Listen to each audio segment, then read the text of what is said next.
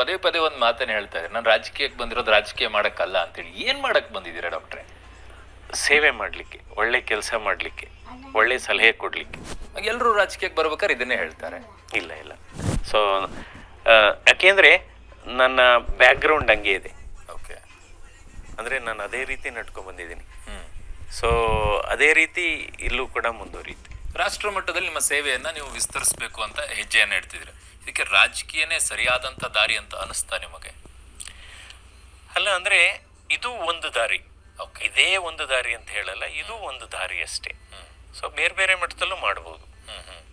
So ರಾಜಕೀಯನೇ ಬೇಕು ಅಂತ ಏನಿಲ್ಲ, ಬಟ್ ಬೇರೆ ಬೇರೆ ಮಟ್ಟದಲ್ಲೂ ಮಾಡ್ಬೋದು. ಡಾಕ್ಟರ್ ಮಂಜುನಾಥ್ ಅವ್ರು ಫೇಮಸ್ ಆಗಿರೋದು ಹೃದಯವಂತಿಕೆಗೆ, ಮಾನವೀಯತೆಗೆ.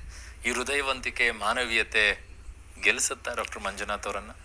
ಅಂದರೆ ಅದೊಂದು ಸ್ಮಾಲ್ ಕಾಂಟ್ರಿಬ್ಯೂಷನ್. ಓಕೆ. ಹೃದಯವಂತಿಕೆ ಅಥವಾ ನಮ್ಮ ನಡವಳಿಕೆ. ಯಾಕೆಂದರೆ